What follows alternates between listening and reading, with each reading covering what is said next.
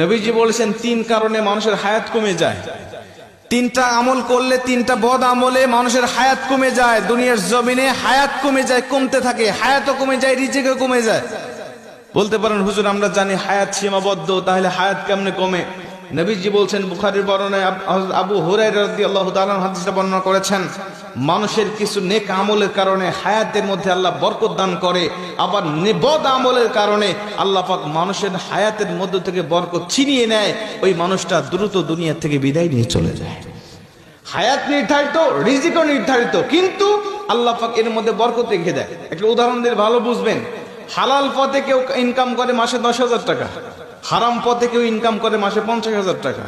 এই হালাল পথের ইনকাম করা ব্যক্তি দেখবেন মাস শেষে খেয়ে দিয়ে আরো 2,000 টাকা ইনকাম করে সেখান থেকে সঞ্চয় করতে পারে। 50,000 টাকা যিনি হারাম পথে ইনকাম করে, মাস শেষে তাকে আরো 10,000 টাকা ঋণ করতে হয়। কথা কন ঠিক কি না? তার মানে হালালের মধ্যে আল্লাহ বরকত রেখে দিয়েছেন, হারামের মধ্যে কোনো বরকত নাই। নবীজি বলছেন হাদিসের মধ্যে, যদি ওই ব্যক্তি আল্লাহ পাকের নাশুকরি করে, আল্লাহ পাকের শুকরিয়া আদায় থেকে মুখ ফিরিয়ে নেয়, তখন আল্লাহ পাক তার হায়াতটাকে সংকীর্ণ করে দেয়, হায়াতের মধ্যে থেকে বরকত আল্লাহ পাক ছিনিয়ে নেয়। এজন্য সব সময় আমরা হায়াতের আল্লাহ পাকের শুকরিয়া আদায় করতে থাকবো ইনশাআল্লাহ। যে পজিশনে রেখেছি আমরা ওই পজিশন থেকে শুকরিয়া করব।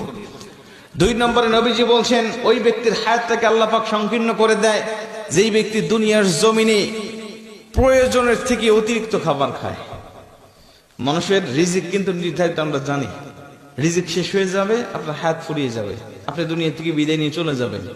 একটা দানা যখন আপনার জন্য পৃথিবীর এই প্রান্ত থেকে ও প্রান্ত ফেরেশতারা খুঁজে পাবেন না, আপনার রিজিকের ব্যবস্থা হবে না, সেদিন মালাকুল মউত আপনার কাছে উপস্থিত হয়ে যাবে। খাবার খাবেন, হিসাব করে খাবেন।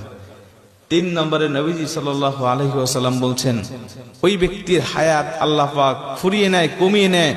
ওই ব্যক্তিকে আল্লাহ পাক দ্রুত তার হায়াতের মধ্য থেকে বরকত আল্লাহ পাক ছিনিয়ে নেয় যেই ব্যক্তি আত্মীয়তার সম্পর্ক ছিন্ন করে ফেলে। আত্মীয়তার সম্পর্ক ছিন্ন করা মানুষ এখন আমাদের সমাজে বাড়তেছে না কমতেছে? আমার হক আমার বোন পাবে, আমার বোন আমার বাবার থেকে হকটা নিয়ে চলে গেছে। আমি বুঝেছি আমার বোন কেন আমার হক নিয়ে চলে গেল, আমার ফুফু কেন হক নিয়ে চলে গেল। আমি তখন থেকে আমার বোনের সাথে, ফুফুর সাথে আমি সম্পর্ক ছিন্ন করে ফেলেছি। ঠিক না বেঠিক? অথচ আমি আমার বাবার সম্পদ ভক্ষণ করতেছি, আমার কোনো দোষ নাই। আমার বোন আমার বাবার সম্পদ ভক্ষণ করলে আমার বোনের দোষ হয়ে যায়।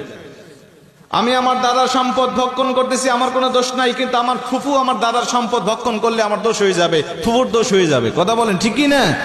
এই সম্পত্তির জের ধরে আজকে অধিকাংশ আত্মীয়দের সাথে আমাদের সম্পর্ক ছিন্ন হয়ে গেছে। আজকে আমাদের সম্পর্ক ভালো নাই। অথচ নবীজি বলছে, যে এই ব্যক্তি আত্মীয়তার সম্পর্ক ছিন্ন করে, ওই ব্যক্তির জন্য জান্নাত একেবারে হারাম করে দেওয়া হয়েছে।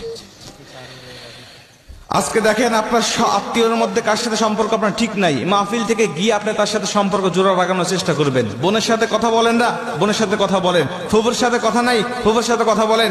চাচা ভাতিজার সাথে সম্পর্ক নাই, চাচা ভাতিজার সাথে সম্পর্ক জোড়া লাগিয়ে ফেলেন।